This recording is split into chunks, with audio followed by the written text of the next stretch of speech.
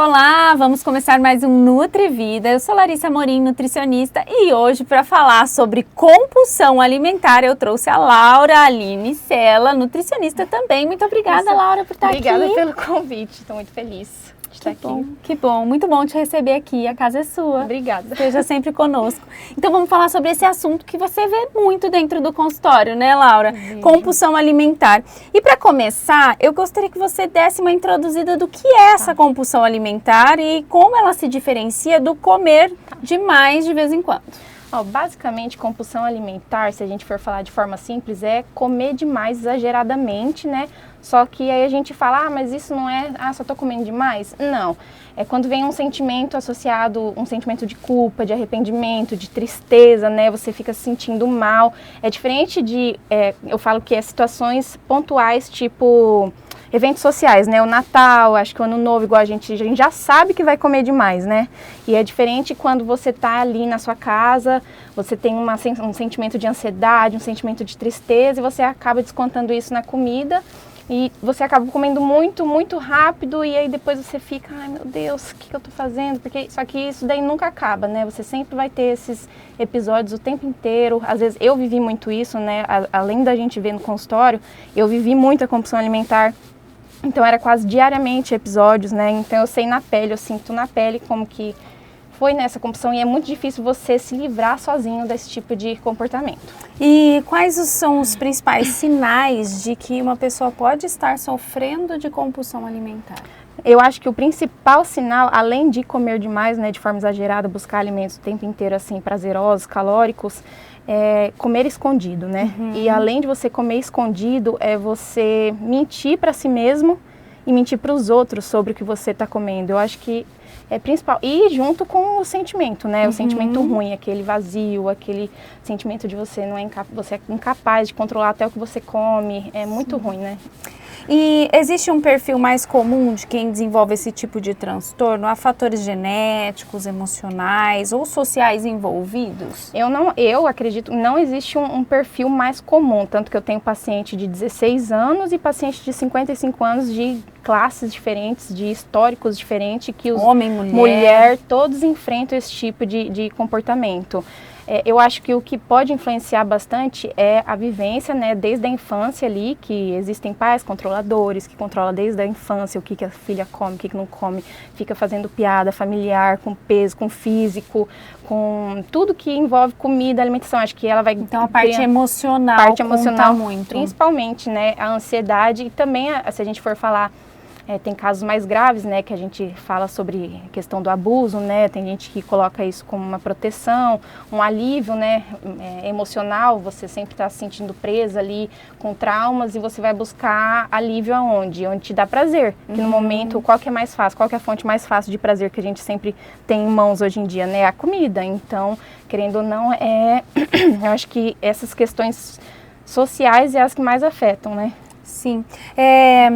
Quando a gente fala, eu sempre gosto de trazer isso, né? Muitas vezes as pessoas falam assim, mas eu acho que isso é genético. Principalmente, por exemplo, quando a gente fala de obesidade. Sim. Isso é genético, porque o meu pai era assim, meu avô era assim. E eu costumo linkar sempre e explicar para os pacientes que pode sim existir um fator genético, mas existe muito mais forte um fator ambiental. Ambiental e comportamento. Você concorda com isso? Tanto que sexta-feira eu ouvi exatamente a mesma frase. Porque... meu pai é assim, minha mãe é assim. É lógico que a gente sabe que crianças, né, vindo de pais obesos, ela tem toda a questão ambiental ali que tem maior propensão, né, para ela continuar esses padrões alimentares. Mas com certeza ali, eu até pode ter a genética envolvida, né, a gente sabe que existe também a parte genética, mas eu acho que o ambiental é o mais importante, não tem como. E pensar que por mais que exista uma genética, existe como você reverter através da mudança de hábito, né, Laura? Isso que é muito importante. Eu acho que é o principal, é você reconhecer, né, esses seus comportamentos e tentar buscar ajuda, né, para melhorar.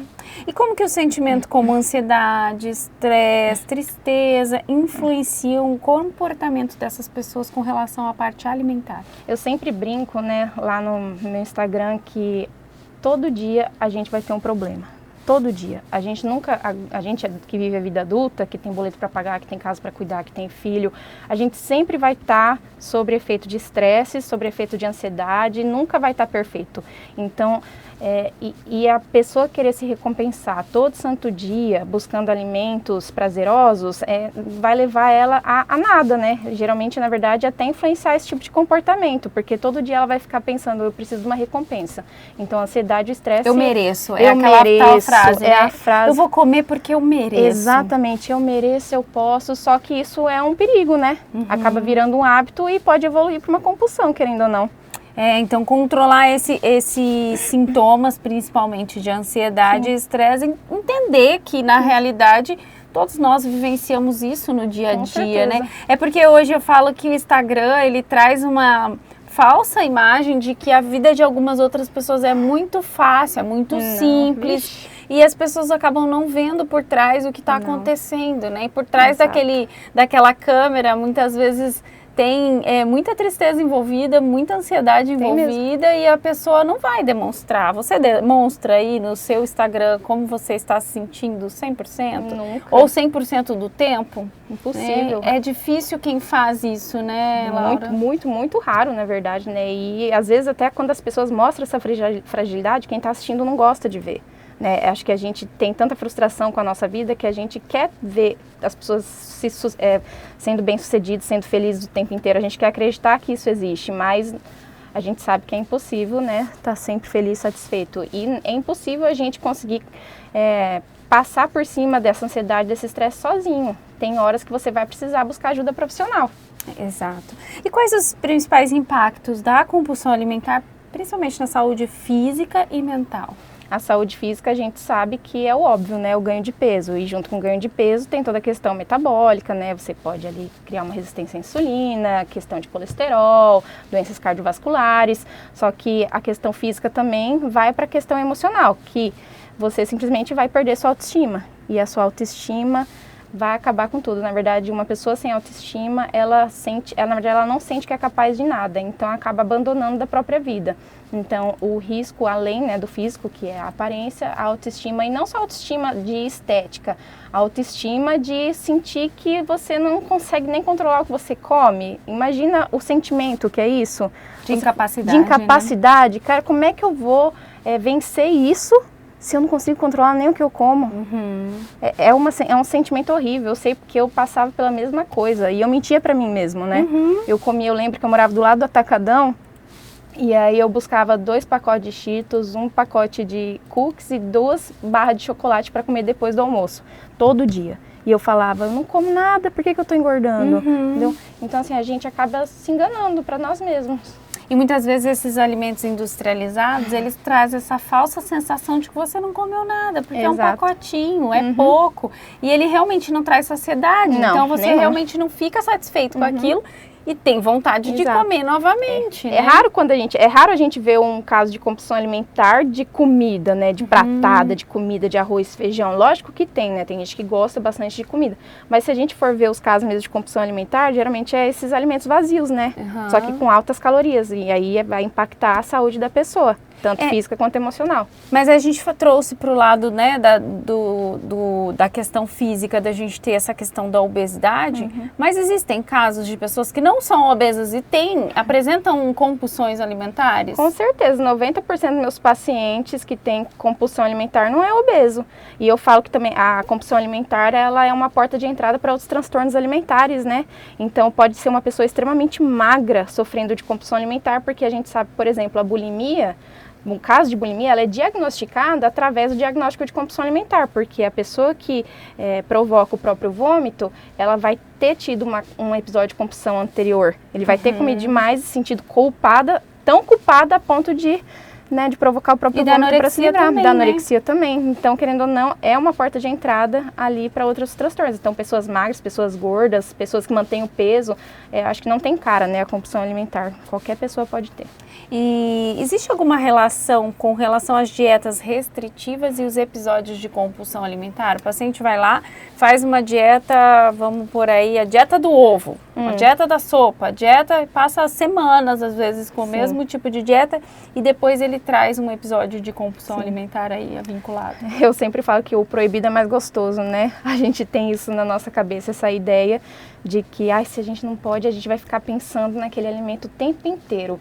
Então, ontem mesmo minha paciente ganhou um ovo de Páscoa, ela tinha feito todas as marmitinhas perfeito, pronta para a semana, ganhou um ovo de Páscoa e veio me perguntar, o que eu faço? Eu falo assim, minha filha, come seu ovo de Páscoa, um pedacinho aí por dia, não tem problema, mas não se restringe, porque vai chegar um momento que ela vai ficar olhando aquele ovo, vai ficar olhando aquele ovo, o que vai acontecer? Ela vai comer o ovo inteiro. Então é melhor você fazer porções controladas e ensinar o seu paciente a fazer essas porções controladas, a entender um padrão alimentar mais saudável, do que simplesmente falar, não, você não pode comer isso, é proibido azeite, é proibido chocolate, é proibido... A pessoa vai querer o tempo inteiro ficar pensando naquele alimento. A gente sabe, acho que todo mundo, toda mulher, na verdade, já fez dietas restritivas, né? Quem que nunca já fez uma low carb, uma Duncan? Vixe Maria, o que mais você queria era um arroz, um pão, um negócio assim, não tem como. É comum as pessoas sentirem culpa ou vergonha depois desse episódio de compulsão? Muito comum, na verdade é o mais normal, né? É a gente não ter controle sobre o que come, então naturalmente você vai ficar arrependida, vai se sentir culpada. Não tem como você comer ali muita comida e ficar, tá tudo bem, tudo certo. Chega até a dar desconforto, né? Chega a comer até ao ponto de desconforto. Então é impossível até fisicamente você se sentir bem depois de um episódio de compulsão. Fala um pouquinho pra gente fechar. Como que a gente começa um tratamento de compulsão alimentar e qual o papel do nutricionista nesse período, nesse processo? Eu acho que você também sabe disso, porque os pacientes que chegam no nosso consultório são poucos, né, que têm acompanhamento psicológico, que já foi, né, tem muito estigma ainda sobre tratamento psiquiátrico, tratamento psicológico. Então eu acho que o papel do nutricionista é na consulta a gente ter aquela escuta atenta, né, entender o paciente, saber da história dele e ali na conversa mesmo a gente já consegue identificar, né, certos padrões enquanto eles vão falando. Alguns no começo não fala, a gente vai pegando ao longo das outras consultas.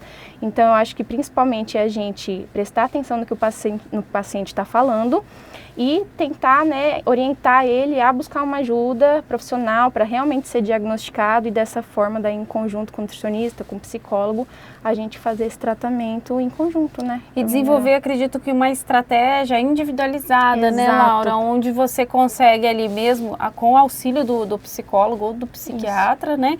Mas a gente poder traçar estratégias onde ele comece a ver pequenos resultados e as vitórias, né? E esse acompanhamento faz toda a diferença. Toda a diferença. Né? Não só do psicólogo, mas da nutrição, porque a nutrição, eu brinco que a gente é um pouquinho, a gente até falava isso aqui um pouquinho off, né? A gente é um pouquinho psicóloga também, com né? certeza. Lógico que não chega aos pés das psicólogas, mas eu falo, a gente escuta muitos pacientes, as queixas, isso é importante para que a gente possa traçar a estratégia que vai dar certo para que aquele paciente consiga se recuperar o mais rápido possível desse processo. Se a gente não entender como o paciente funciona no dia a dia, os padrões dele, a gente não consegue traçar um padrão alimentar do paciente, não tem como a gente fazer uma dieta personalizada que funcione para esse paciente, né?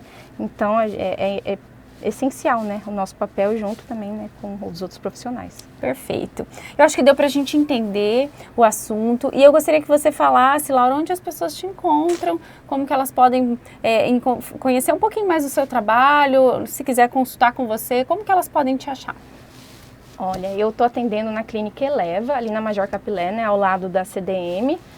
Também tem meu Instagram, né, que é nutri.lauraline. E lá a gente tem o link para entrar em contato. Eu atendo presencialmente também online para todo o Brasil. Ai, que legal.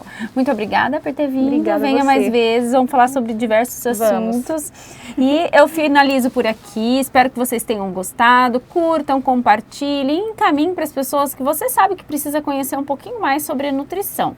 E deixe seu like, deixe seu comentário para que a gente saiba. Se você quer saber mais algum assunto importante aí sobre nutrição, escreve aqui embaixo que a gente vai procurar trazer esses conteúdos para vocês. Um beijo e até mais.